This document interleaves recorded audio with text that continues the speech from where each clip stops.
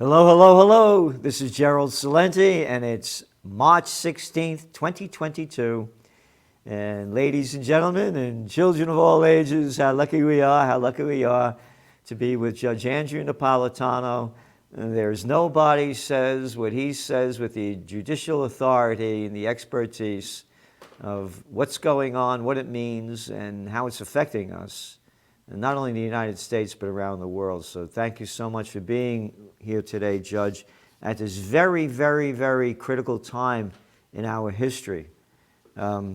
Last week you said we're hair's breadth away from war, and World War III, I believe, and it's just getting worse. And you have an article that we're learning how to hate the Russians. So let's hate all the Russian people. Let's hate everybody, because that's what they're telling us what we should do. And to prove it, the United States, our El Presidente of los Estados Unidos, Joe Biden, has issued these sanctions against Russian oligarchs and other people, Russian people. Tell us about these sanctions. Does he have the right to do this? Should they be doing it?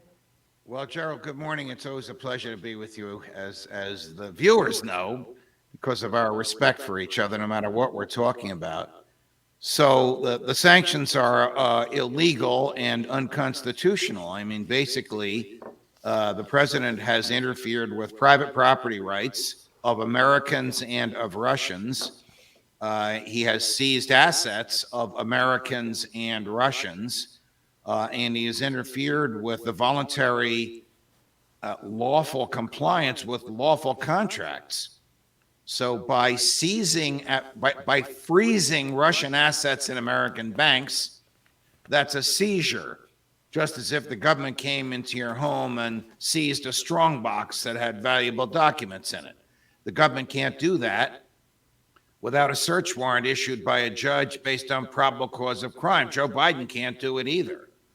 If you signed a contract to import art from Florence, that wouldn't be a bad business to be in, by the way, and suddenly the president decided to impose sanctions on Italian businesses, and you had already paid your supplier in Florence, you can't get the artwork. Well, the same thing happens with Stolichnaya vodka, and other Russian items where American importers have already paid for these products and now can't receive them.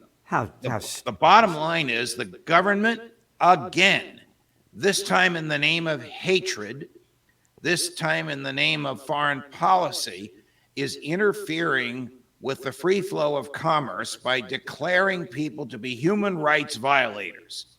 So if the government seizes a yacht in the Bay of Naples, which we all know happened, and that belongs to somebody who is a friend of Putin's or may have helped him in his political rise or may even be financing his current lifestyle, if that person wants the yacht back under the International Economic Emergency Act of 1977, so it's Carter era, that person would have to physically come to the United States, submit to the courts of the United States, and prove that they are not a human rights violator. Well, this is Alice in Wonderland. In America, the government has to prove fault. Individuals don't have to prove that we're not at fault.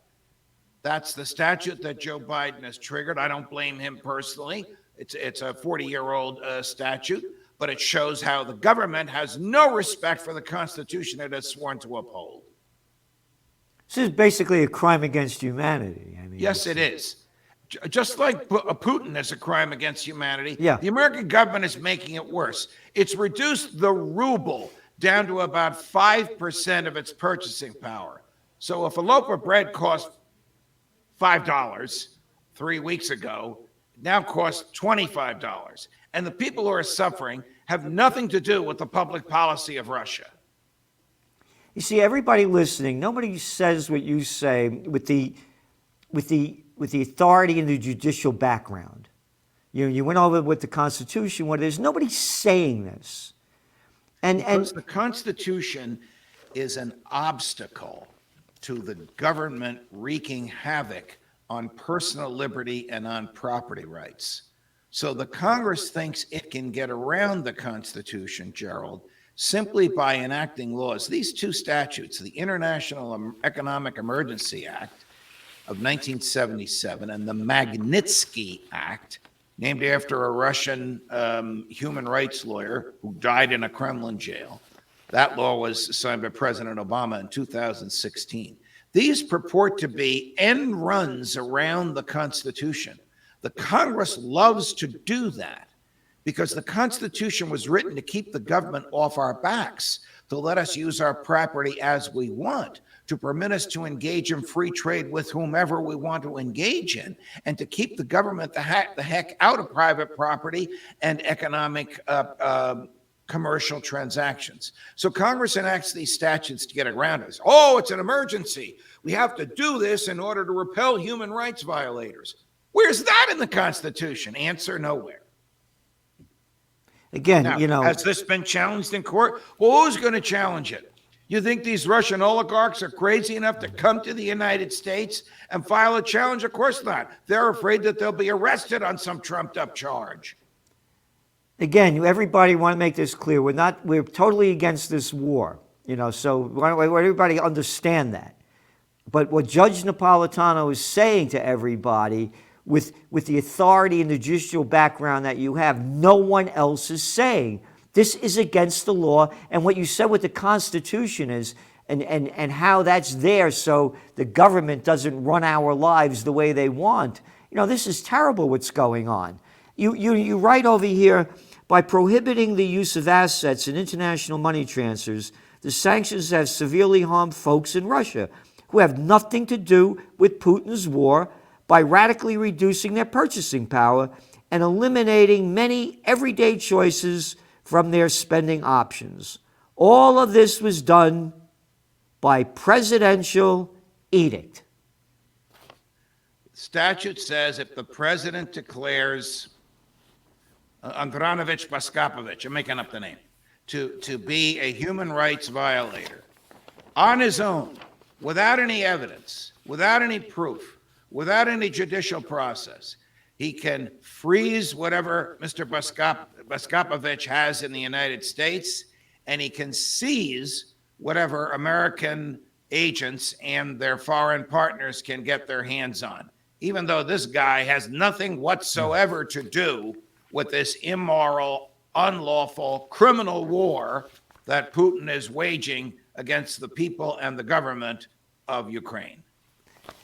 This is the headline. Can you imagine if when Bush waged his immoral, unlawful, criminal war in Iraq, the value of the dollar sunk by 95% because some other economic giant, there probably isn't one, sanctioned the United States banking system? We would know how the poor Russians feel.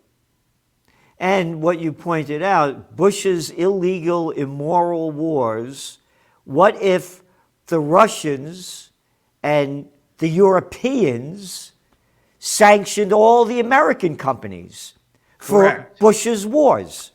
Correct. Right? There's no difference.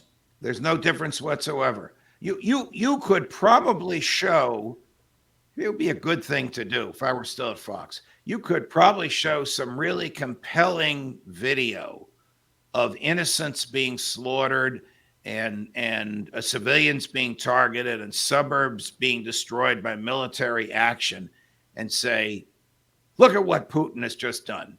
And the crowd would say, you're right, you're right. Oh, it wasn't Putin. It was Bush 30 years ago. Yeah. And let's not forget how about Bill Clinton? Every time he got caught with his pants down, bombs away over Iraq. Correct. Yeah. And Eastern Europe, Serbia. Yeah. So what used to be called Yugoslavia, because they didn't want to come into the Union, so they broke the whole place up. Right. Right. And then again, Madeleine Albright, or not all that bright, on 60 Minutes with Leslie Stahl, when she was UN ambassador under Clinton, and Leslie Stahl asks her, is the price of 500,000 Iraqi children under the age of 5 that have died from the bombings and the sanctions worth the price? And Madeleine Albright says, yes, it was. One of the worst statements ever made by a public official of the United States, and of course it makes her complicit in the war crimes. I remember I got in a little hot water at Fox one day for telling Ralph Nader on PBS that Bush and Cheney should be indicted for war crimes once they leave office. And Bush Sr. called Roger Ailes complaining like hell about me. Yeah, isn't that something, huh? And then they talk about the Russians. Oh, look at the Russian wars that they started. The Libyan War. Oh, no, that was the Nobel Peace of Crap Prize winner, Obama. His words, Gaddafi has to go. And he started that war when the Congress was on spring break. Congress gets a spring break. I don't mind that. I would rather Congress were on spring break all the time, because whenever they're in session, all they do is take our property and take our liberty. And but money. He did that on his own. It wasn't even a congressional declaration of war. He wasn't even able to point to a single thing that Gaddafi did, which was dangerous to the national security of the United States. It was Hillary Clinton who wanted to ride into Tripoli in an open-air car as the hero who had returned democracy to Libya, and instead the two of them destroyed the most prosperous nation in Africa. Destroyed it. Oh, and don't forget, if only women were in charge, right? That's the BS they throw up. Good and bad, black, white, women, green, yellow. I'm tired of that. I'm tired of it because you forgot 2 other women that were behind it. Samantha Power and Susan Rice. Right. Yeah. Oh, and how about Obama, the Nobel Peace of Crap Prize winner? Assad has to go. His words. Assad out of Syria. They only killed what, about 600,000 Syrians? Yeah. And you were talking before about how we started this, about the United States putting sanctions on Russian people because of what Putin is doing. Right. This is the headline of today's Financial Times. West turns up heat on Moscow. With moves against oligarchs and military. Oligarchs. Oh, hey, how about going after, if the United States, how about going after Jamie Dimon or Buffett's or Bezos because of the wars Americans started? I say go after Bezos. Close them down because of America's wars. It would be just as illogical and just as absurd, except that when the American government does it, because the public schools have fostered this idea of American exceptionalism. Whatever America does must be right, it must be good, and generations of children were raised believing that. The public accepts it. I mean, the public is cheering on the fact that you can't buy Russian goods anymore. And these sanctions don't even target Putin or the military. They target the economy in Russia, which serves ordinary, everyday, politically repressed Russian people. They're not responsible for what Putin did. He wasn't elected in a popular vote. He's a murderous thug and a dictator. No different than the murderous thugs. Of course not. Yeah, no different than the murderous thugs that we have in the United States. Yes. Sorry to say that, but it's terrible. And you know, I launched Occupy Peace. You were there and you supported, so we're against this. Yes. But, this is, you look at the headlines. You said before, if you showed people 30 years ago the United States bombing the hell out of Iraq and Afghanistan, how terrible it is. No, they weren't showing that. The headlines didn't read every day that the United States was killing civilians like they're doing in all the headlines now. Right. They didn't do it in the Iraq War. They didn't do it in the Syrian War. They didn't do it in the Yugoslav War. They didn't do it in the Libyan War. They didn't put those headlines. By the way, when they did show innocent people walking around and the United States guys in helicopters shooting them, What happened to Julian Assange? What happened to Chelsea Manning for showing the murders by the United States? Oh, still in jail, isn't Assange? Yeah, that's why I got to credit Obama did one right thing when he pardoned Chelsea Manning. I wish he had pardoned Assange as well, because those two are American heroes who exposed what the Bush administration did, and the government went after them with all of its might. This is the propaganda they're putting out. This is from the U.S. Sun. Vladimir Putin could only have 10 days to win the war before his forces buckled, defense experts have claimed. Defense experts. The experts in the United States, the defense experts that haven't won a war since World War II. Right. And this is how they begin it. The Russian tyrant expected a quick victory when he ordered the invasion on February 23rd, but his forces have encountered fierce resistance. The Russian tyrant. How about the American tyrant expected a quick victory in Iraq? Quote, mission accomplished. Remember that one? Right. Mission accomplished by George Murderous Bush. Right. They don't write it like that. No. Oh, they cheered it. They cheered it. All the media cheered Bush on the aircraft carrier with the big sign, mission accomplished. What mission accomplished? You invaded a country based on lies, killed 1 million. How many people were killed in Iraq, Judge? Well, it depends on the estimate, but the general agreement is about 850,000. Civilians all. Civilians. Yes. And destroyed the country. Destroyed the country because of lies that Dick Cheney, Colin Powell, and George W. Bush told. Even if they had been telling the truth, we have weapons of mass destruction. We're the only country in the history of the world that has used those weapons of mass destruction on innocent foreign people. When Harry Truman bombed a Catholic cathedral on a Sunday morning in Japan, weeks before the Japanese government was about to surrender anyway. Oh, and you forgot, how about the Vietnam War? Remember Agent Orange? Right. Yeah. Oh, they only killed over 3 million Vietnamese. Right. Oh, by the way, we are now importing, they're our second largest source for clothing and shoes, the Vietnamese. Yes. Yeah. I remember we were taught to hate the Chinese, and now, of course, you saw the trade deficit just hit another record. Right. Yeah. Now, we have sick people in charge. And let me, here, 20 people were killed and 36 more were injured on Monday after a ballistic missile exploded in the heart of the Donetsk People's Republic. That didn't make the news.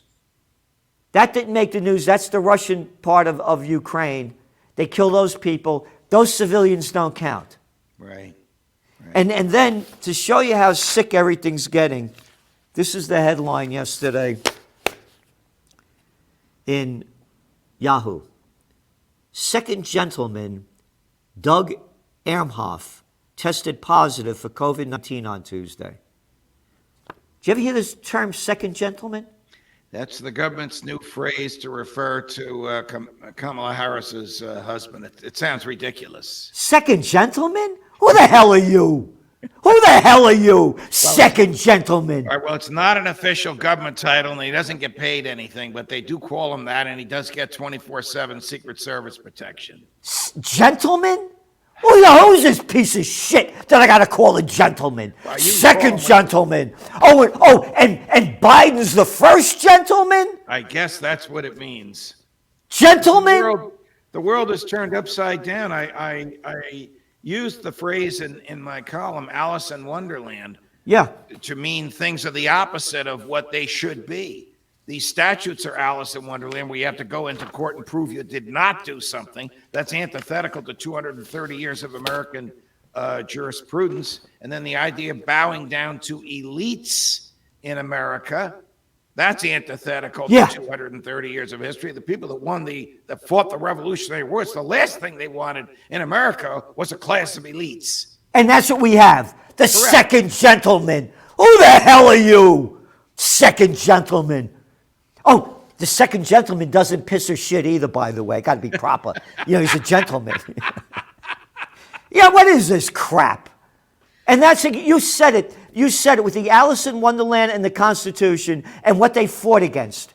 They fought against the nobility.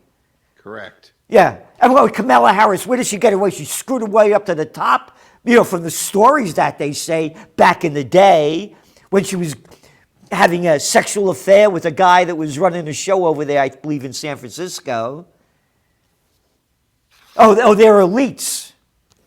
Oh. Look, every week, this is no exaggeration. Every week the situation is worse. Yeah.